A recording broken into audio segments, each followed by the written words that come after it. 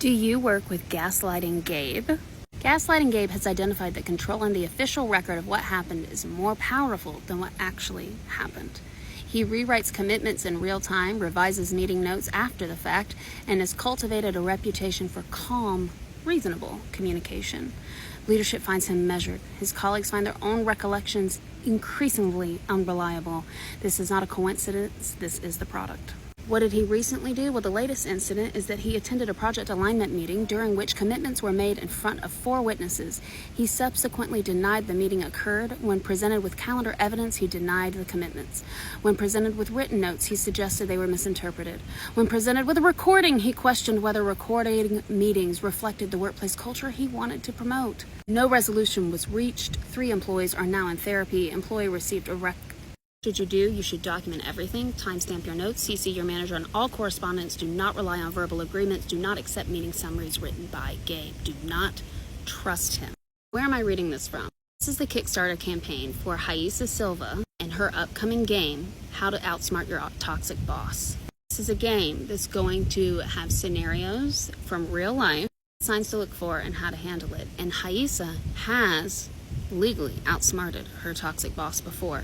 If you've been following me a while, you might have met Haisa in my course, Navigating Workplace Bullying, which is in my school, which is linked in my bio.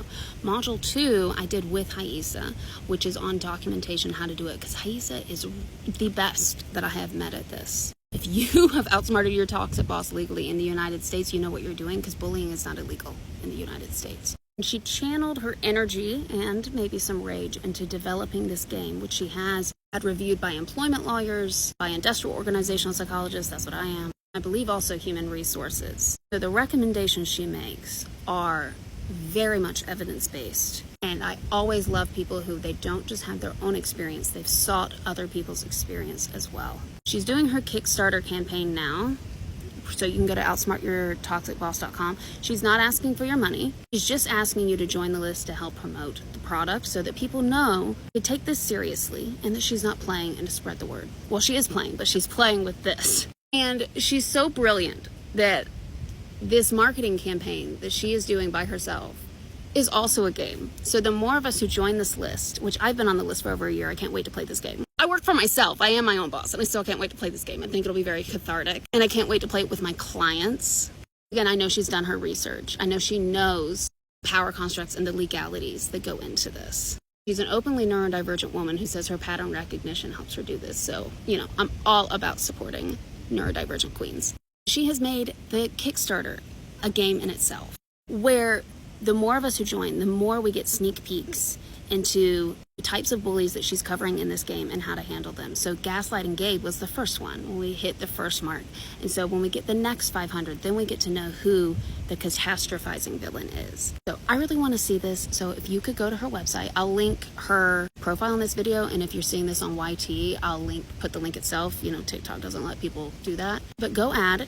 She's not asking for your money. Support this small business owner. Support people knowing their rights and to stop taking shit from these toxic bosses. Because the irony, and I've said this before, the irony of bullying leaders is that when you speak up against them, expect that they will retaliate. And one of my own coaching clients has told me that that's one of the most helpful things I've ever told her.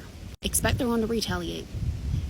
And they are taking a really big gamble that you are not going to fight back, that you don't know how to fight back, because they are just supplying you with more evidence once it is on record that they are targeting you. So far, that gamble has worked a lot because a lot of us don't know how to fight back. And the U.S. is very complicated because there's state versus federal, right? It's not all consistent, but it is possible. And if you can do it if you can learn how to do it in a fun way and support a small business owner, why the fuck not? And for free. Come on, people.